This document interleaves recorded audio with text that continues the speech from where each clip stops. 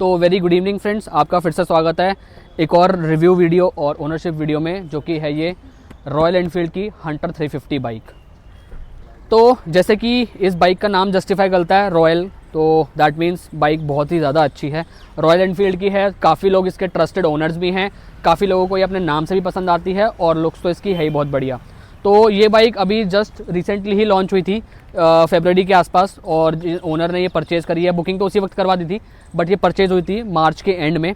तो अभी मैं बताता हूँ कि इसके अंदर कौन कौन से मॉडल्स आते हैं और क्या क्या प्राइस रेंज है। उससे पहले आप इसका वॉक अराउंड वीडियो देखो और मिलते हैं आपको वॉक अराउंड वीडियो के बाद।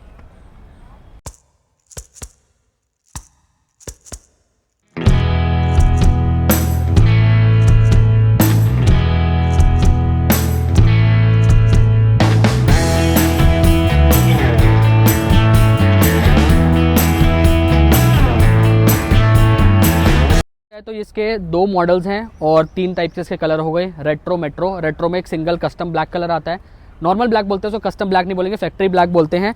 और मेट्रो में दो कलर ऑप्शंस आते हैं, एक डुअल टोन में आता है जो कि ब्लू वाइट हो गया, ब्लैक रेड हो गया, और ये है डैपर ग्रीन कलर। इसमें और भी कलर से डैपर ऑरेंज आता है। तो देखने में ये बाइक बहुत बहुत ज़्यादा सुंदर लगती है। और आप देखोगे तो सब कुछ ग्रीन ग्रीन हो रखा है, मौसम भी बहुत अच्छा है बारिश वाला, तो एकदम सब कुछ लश ग्रीन है और बाइक ये दिखने में रियली बहुत सुंदर लगती है। तो यहाँ पर आप बात करते हैं इसके कॉस्मेटिक्स की। तो थोड़ा सा पास अगर आप आएंगे तो ये देखिए, इसमें कॉस्मेटिक्स में आपका एक इंस्ट्रूमेंट क्लस्टर आता है, जो कि आपका मीटियर और जो इन सब बाइक्स का बिल्कुल सिमिलर मिलता जुलता है। थोड़ा सा इसमें बीच में डिजिटल है, बाकी सारा इसका एनालॉग है। और जो इसके स्विचेस वगैरह आते हैं, ये सब भी मीटियर से आपके मेल खाते हैं, बिल्कुल सिमिलर है। मीटियर में भी है, इसमें भी है। स्विचेस में कोई दिक्कत नहीं है, कोई कंप्लेंट नहीं है, काफ़ी अच्छे से इसके बढ़िया परफॉर्मेंस है, वर्क करते हैं। आपको कहीं पर भी कोई लैग फील नहीं होता। ऐसा कुछ नहीं है कि आपको हाथ में ग्रिपिंग में प्रॉब्लम हो या आपको कोई स्विच ढूंढना पड़े, ऐसा भी कोई दिक्कत नहीं है। और बढ़िया तरीके से प्लेसमेंट है स्विचेस की भी और इंस्ट्रूमेंट क्लस्टर की भी। इसमें एक ट्रिपल नेविगेशन सिस्टम आता है, जो कि as a part of accessory है।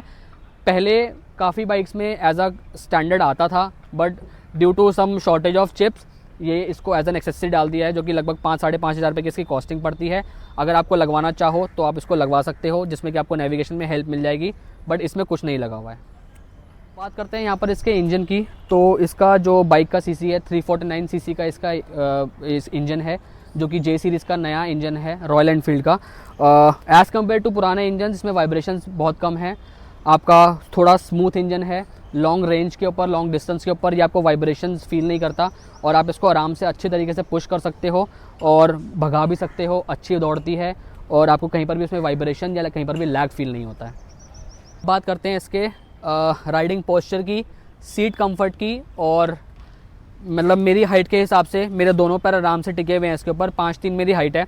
और सीट कंफर्ट भी इसका काफ़ी अच्छा है, कुशनिंग काफ़ी अच्छी है, क्योंकि इसमें ज़्यादा कुछ सीट ऑप्शंस आते नहीं हैं कि आपको लो हाइट वाले बंदों के लिए अगर आप लो राइडिंग सीट लगाना चाहते हो तो वो काफ़ी ज़्यादा ऑप्शन इसमें है नहीं, बेसिक ही सीट्स आती हैं, इसमें भी वही लगी हुई है।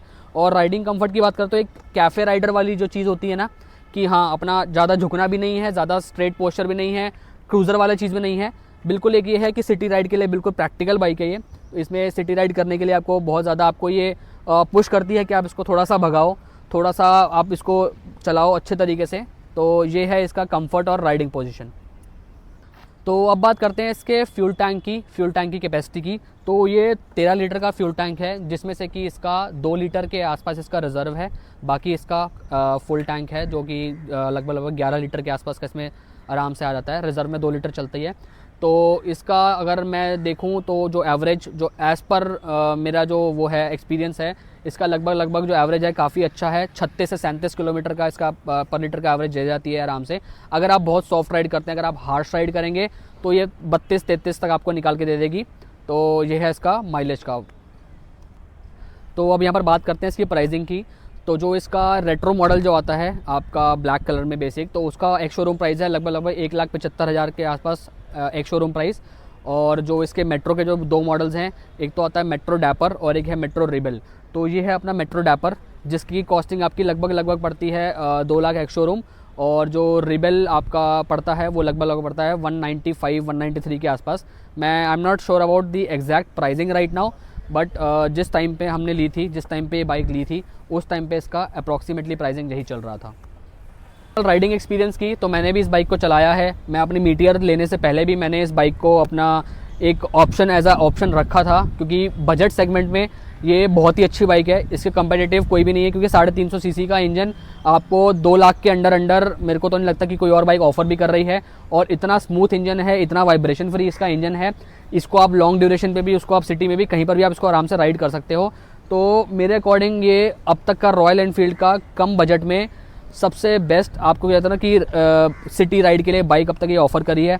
और आई होप सो कि रॉयल एनफील्ड ऐसा ही आपके काम यूथ्स के लिए करता रहे, क्योंकि आजकल लोगों को जो क्रेज़ है बाइकिंग का, जो उनको लॉन्ग डिस्टेंस का जो ट्रिप लगानी होती है, आसपास 300-300 किलोमीटर में राइड करनी होती है, तो मुझे लगता है कि उसके हिसाब से बहुत बेस्ट है। और मैं अपना एक्सपीरियंस शेयर करूँगा इसकी राइडिंग का। तो राइडिंग क्वालिटी इसकी काफ़ी अच्छी है, कोई दिक्कत नहीं है राइडिंग में। मैंने काफ़ी ज़्यादा इसको राइड भी किया है और चलाया भी है। अभी भी मैंने इस बाइक को भी चलाया था पर्सनली चेक करने के लिए, तो आपको यहाँ पर स्क्रीन पर दिख रहा होगा कि मैंने इसको अपना प्रॉपर तरीके से राइड करा है। इसका राइडिंग पोजीशन अगर मैं तेज़ चलाता हूँ या किसी भीड़ भाड़ वाले एरिया में चलाता हूँ तो कैसे आता है, तो ये था इसका मेरा राइडिंग एक्सपीरियंस। वेलकम करना चाहूँगा इस हंटर 350 के ओनर का, सूर्यांश भाई। ये काफ़ी अच्छे दोस्त हैं हमारे और इन्होंने ये बाइक अभी मार्च एंड में परचेज़ करी है। बिल्कुल जैसे ही ये बाइक लॉन्च हुई थी, नया एडिशन इन्होंने बुक कर दिया था। तो इनके हिसाब से ये गुड़गांव की सबसे पहली बाइक है नई एडिशन में, ग्रीन कलर में सबसे नई बाइक है। तो मैं इनसे इनका एक्सपीरियंस पूछना चाहूँगा। तो सूर्यांश भाई, सबसे पहले बात करते हैं कि आपने ये बाइक मतलब क्या सोच के ली? कोई इसके कॉम्पिटिटिव आप सोच रहे थे या आपने देखा या आपको था कि सिर्फ यही बाइक लेनी है? मतलब इसकी बात करूँ तो स्टार्टिंग से मेरा जो क्रेज़ है या फिर जो इंटरेस्ट है वो रॉयल एनफील्ड की तरफ ही है। और जो मुझे इसमें क्या पसंद आता था, जब मैं कहीं अभी एक माउंटेन ट्रिप पर गया था तो वहाँ पे हमने इसको रेंट पे लिया था। हाँ। तो जब मैंने वहाँ पे वो राइड करी तो वो जो एक एक्सपीरियंस था मेरा, वो मतलब एक होता है ना कि लाइफ टाइम तक मेरे साथ वो रह गया कि हाँ यार मेरे को ये वाली बाइक परचेज करनी है। तो इसलिए मैंने इस वाले के साथ, मुझे पता था कि यार इस वाले के साथ जाना है, बट मैंने कंपनी से बात करी तो कंपनी बोल रही थी अगर आप थोड़े टाइम रुकते हो तो इसके 2 कलर्स और आने, जो कि एक ऑरेंज आया था, हाँ। ऑरेंज या रेड आप बोल सकते हो, और बाकी ग्रीन आया था। बट मेरे को जो एज मेरा पॉइंट ऑफ व्यू है, मुझे कलर देखने में काफ़ी ज़्यादा सुंदर लगता है। हाँ, ऑरेंज कलर थोड़ा सा आंखों में चुभने वाला कलर लगेगा मुझे, मतलब ये भी छाँव में खड़ी है। हाँ। तो ये भी शाइन नहीं कर रही है। अगर आप इसे धूप पे ले जाओगे तो इसके ग्लिटर्स तक शाइन करते हैं। मैं अगर आप वो अपनी वीडियो पे भी डालोगे तो आपको अगर धूप पे खड़ी दिखोगे तो इसके ग्लिटर शाइन करेंगे। मतलब ये मेरी स्टोरी थी कि मैंने इसलिए फिर इसको परचेज करा। रही बात क्लेम की कि गुड़गांव में पहला जो मुझे डीलर बताएगा वही मैं बताऊंगा। नहीं, ये बात तो ठीक है। तो मतलब ये था कि मेरी बुकिंग ऑलरेडी हो चुकी थी, पहले देहरादून से मेरी बुकिंग हो गई थी, बट उनके पास वो स्टॉक नहीं आया था बिकॉज कुछ इलेक्शंस का टाइम था, कुछ था मुझे नहीं पता। तो उन्होंने बोला कि गुड़गांव के शोरूम पे अवेलेबल है, तो इसीलिए मैंने यहाँ से परचेज करी। तो ये पॉइंट था। तो नेक्स्ट हम अपनी ऑडियंस को ये बताना चाहते हैं कि जो अभी सूर्यांश भाई ने बोला कि इसको ये ऑलरेडी ट्रिप पे ले जा चुके हैं। तो सूर्यांश भाई, आपका ट्रिप कहाँ का था? ये मेरा सबसे पहला ऋषिकेश का था। तो भाई ये ऑलरेडी ऋषिकेश लेके जा चुके हैं इस बाइक को। तो मैं अब इनसे पूछना चाहूँगा कि इस बाइक में इनको कितना कंफर्ट था, कितने ब्रेक लेके ये गुड़गांव से या दिल्ली से ऋषिकेश के लिए निकले थे, और कितना इनको फ्यूल एवरेज इकोनॉमी मिली है इसकी, कितना कंफर्ट था और कितना ब्रेक लेके गए हैं, या क्या इनको कुछ चैलेंजेस फेस हुए हैं? तो सूर्यांश भाई, मतलब सबसे पहले मैं एक चीज़ इसकी बता दूं कि जब आप नई बाइक लेते हो ना तो उसको थोड़ा उसका इंजन रमा होने में या उसको एक सेट होने में थोड़ा टाइम लगता है जी। जो कि मुझे डीलर ने भी बोला था कि आप इसको भी हाई स्पीड मत ले जाना, 80 से ऊपर। एग्जैक्टली, ठीक है। 80 से ऊपर क्या, वो बोलते हैं कि 60 से 80 के बीच में रखना, जो कि इकोनॉमी रेंज होती है बाइक की। ठीक है। बट जो आपने वीडियो में बताया है ना कि अगर आप इसमें बैठे हो और अगर आप चला रहे हो, हाँ। तो आप नहीं रोक पाओगे अपने आप को, आप थ्रॉटल देने से नहीं रोक पाओगे। ये गाड़ी जाएगी और भगेगी। और जो मेरा एक्सपीरियंस था भगाने वाला, मैंने बहुत एंजॉय करा इस बाइक को, लेकिन उस वजह से कुछ ये हुआ कि मेरी एवरेज नहीं बन पाई, ड्रॉप हो गई, क्योंकि इंजन एकदम वो नहीं हुआ भाई, बिकॉज नई गाड़ी है तो इंजन एकदम उसका लोड नहीं उठा पाया। अब मैं जो ऋषिकेश की ट्रिप पे गया था तो उसमें मैंने बहुत सारे हॉल्ट्स लिए थे, बिकॉज मेरे साथ एक बैक राइडर भी था जो मेरे साथ पीछे बैठा हुआ था। उसकी बैक में इशू है, ये शायद से रॉयल एनफील्ड की हर जो भी बाइकर है उसको ये इशू आया होगा कि उसके बैक में इशू, मतलब एज एन पेन वगैरह हुआ होगा ट्रिप के बाद। तो मैंने इसको हर 70 किलोमीटर के ब्रेक पे रोका था, होल्ड लिया था। हर 70 मिनट्स के बाद हम 15 मिनट्स के ब्रेक लेते थे, चाय पानी वगैरह पी के हम फिर आगे निकलते थे। बट मैं इसका एक वो बता दूं, अगर आपके पास इसका बैक रेस्ट नहीं है, हाँ। तो हर रॉयल एनफील्ड वाले को मैं यही वो करूंगा कि भाई आप इसका बैक रेस्ट लगाओ, वरना आपकी ट्रिप तो बढ़िया हो जाएगी, आप तो बहुत कंफर्टेबल जाओगे, लेकिन पीछे वाला उसकी ट्रिप पूरी बेकार। मैंने भी, जैसा आपने मेरी पिछली वीडियो देखी होगी, मैंने भी आपको बोला था कि भाई कोई भी रॉयल एनफील्ड की या कोई भी क्रूजिंग बाइक ले रहे हो तो बैक रेस्ट मैंडेटरी है। पिलियन राइडर के लिए काफ़ी ज़्यादा हेल्प मिल जाती है, क्योंकि इन बाइक्स की पीछे वाली सीट इतनी अच्छी नहीं है, तो खामखा कोई ट्रिप पे कोई जाएगा पीछे बैठ के बंदा तो परेशानी हो जाएगा। करेक्ट। तो सूर्यांश भाई, आपका जो मैं एक्सपीरियंस जानना चाहता हूँ, आपने डिलीवरी ली, आपका प्री सेल्स का एक्सपीरियंस कैसा रहा? और आई थिंक इसकी फर्स्ट सर्विस भी हो, मतलब मेरे ख्याल से सेकंड सर्विस आने वाली होगी, अब सेकंड वाली, फर्स्ट सर्विस इसकी हो चुकी है, फर्स्ट सर्विस इसकी हो चुकी होगी। और आप अब तक ये कितना किलोमीटर चला चुके हैं?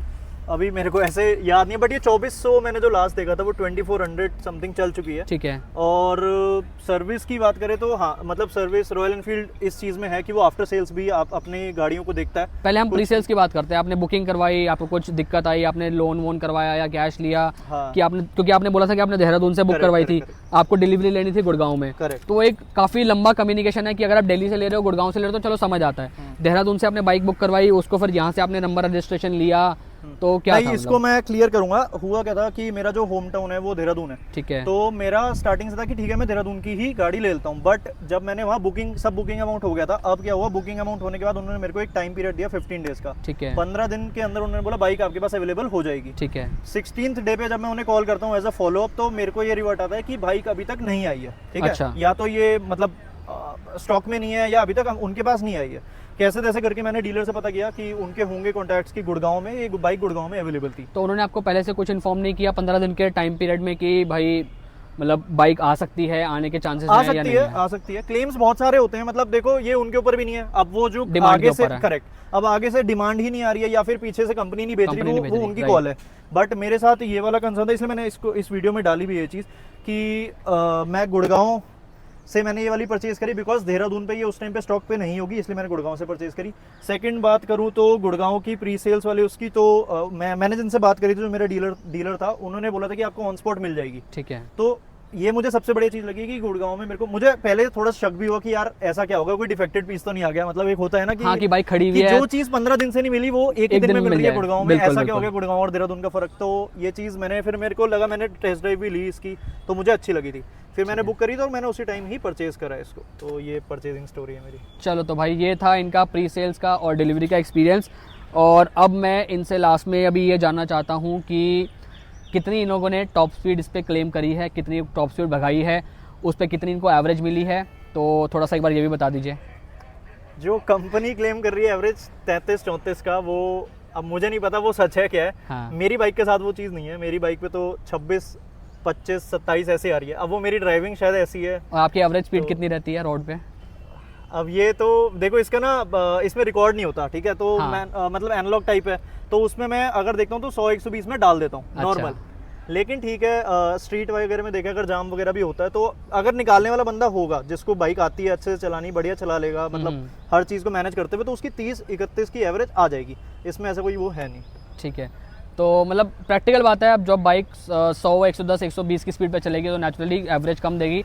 बट कंपनी ने जो क्लेम एवरेज दी है 33-34 की, तो इसमें आप प्लीज़ इसमें कोई डाउट मत कीजिएगा, क्योंकि मेरे पास भी मीटियर है, मैं भी पर्सनली यूज़ कर रहा हूँ। कंपनी की क्लेम्ड एवरेज से 1-आधा किलोमीटर ज़्यादा ही निकाल लेता हूँ, क्योंकि मैं बहुत सॉफ्ट राइड करता हूँ और हर किसी का राइड करने का अपना अपना तरीका होता है। तो ये था इसकी माइलेज और एवरेज के रिगार्डिंग। रोबिन भाई, एक चीज़ आपको और बताऊँ। हाँ जी। इसकी जो ये बैकरेस्ट है, ठीक है, ये कंपनी से ही लगवाना। अच्छा, तो ये मतलब पूरा का पूरा स्टॉक ये अपना पूरा बाहर से लगवाया? ये पूरा बाहर से लगवाया, और शायद से यही सबसे मेरी मतलब बहुत बड़ी गलती थी कि मैंने बाहर से लगवाया। हाँ। हुआ क्या था कि मैं फर्स्ट राइड पे गया था, तो जो मेरा पीछे वाले राइडर जो मेरे साथ था, उसने मुझे बताया कि बैक एक का है, तो हमें वापस तो आना ही था। हाँ। तो ये मैंने जल्दबाजी में कि उसको दिक्कत ना हो, मैंने उसी टाइम पे वहां पर जो अवेलेबल मार्केट थी उधर से मैंने ये वाला बैक। तो ये तो मुझे दिख रहा है कि ये बेचारा टूट चुका है, टूट भी चुका है, क्योंकि ये ऋषिकेश से दिल्ली पहुंचते ही टूट चुका था। ठीक है, क्योंकि बैक पे सपोर्ट ज्यादा रहता है, मतलब एज एन आप फोर्स भी पीछे पड़ रहा होता है ना। हाँ। तो इस वजह से ये टूट गया था। हालांकि मैंने उनके पेज पे ये मेंशन करा भी है। हाँ। तो अब देखते हैं क्या होता है क्या नहीं होता। अब तो अच्छा, ये तो मैं सूर्यांश भाई से एक चीज़ पूछना चाहूँगा कि सूर्यांश भाई, कंपनी आपको बाइक डिलीवर करने से पहले बोलती है कि सर आप ये एक्सेसरीज लगवा लो, वो लगवा लो। चलो ठीक है, लेग गार्ड तो आपका ये है कि आपको अपनी बाइक के लिए लगाना ही पड़ता है, वो आपकी सेफ्टी के लिए भी है। बट काफ़ी सारी एक्सेसरीज आती है, जैसे सम गार्ड आता है, ठीक है, आपका इंजन ऑयल का कैप आता है, आपका ये ब्रेक ऑयल का कैप आता है, और पीछे बैक रेस्ट आता है। तो कंपनी ने आपका ऐसा कुछ फोर्स किया हो या कोई और रीज़न की जिसकी वजह से आपने सोचा कि यार अभी नहीं लगवाते, बाद में लगवाते हैं, या मतलब आपके दिमाग में क्या था कि कंपनी से ज़्यादा महंगी एक्सेसरीज आ रही हैं या बाहर सस्ती मिल सकती हैं, तो मतलब क्या था आपका इस पर? इस पे मैं अपनी लोकेशन का मतलब बताऊंगा, क्योंकि मैं गुड़गांव से हूँ, तो दिल्ली हमारे लिए ज़्यादा दूर है नहीं। राइट। तो अगर आपको पता हो, जैसे आप भी रॉयल एनफील्ड के राइडर हो, तो हाँ। ये चीज़ जो है वो रॉयल एनफील्ड में बहुत महंगी है। राइट। और अगर आप इसको आफ्टर मार्केट परचेज करते हो, ठीक है, करोल बाग से। तो करोल बाग से एग्जैक्टली तो करोल बाग से अगर आप लेते हो तो आपको बहुत जमीन आसमान का फर्क दिखेगा। राइट। तो एक तो ये भी है कि आप इकोनॉमी साइड पे भी जा सकते हो, हाँ। और जो चीज़ एक बार टूटी वो आप दोबारा भी लगाओ तो भी एक तरीके से कंपनी का तब जाकर वो बजट के अंदर आती है। राइट। तो बाकी अगर डीलर की बात करूँ, डीलर ने मुझे ऐसा कुछ फोर्स नहीं करा कि ये लेना है या इसके बिना नहीं निकलेगी, नहीं ले जाओगे गाड़ी आप। वो तो मुझे ये भी मतलब ऐसा भी नहीं था कि अगर मैं ये भी मना करूँ तो ये भी नहीं दे रहे थे। जो मुझे चाहिए उस चीज़ से मैंने जो मेरे को चाहिए था मैंने वो लगवाया और फिर मैंने परचेज करा। ऐसा मेरे को कोई फोर्स नहीं हुआ। ठीक है, तो बस अब ये लास्ट क्वेश्चन है आपसे कि आपने बाइक बुक करवाने के बाद आपको कितने दिन में बाइक डिलीवर हो गई थी? डिलीवर होने का टाइम और जो प्रॉमिस टाइम था उसमें कितना फ़र्क था? तो एक बार बस ज़रा ये भी बता दीजिए। मैंने 24 या 23 मार्च में डीलर को कॉल करी थी गुड़गांव में। ठीक है। कि भाई आपके पास अवेलेबल, उन्होंने बोला हमारे पास अवेलेबल है, ऑन स्पॉट मिल जाएगी। ठीक है।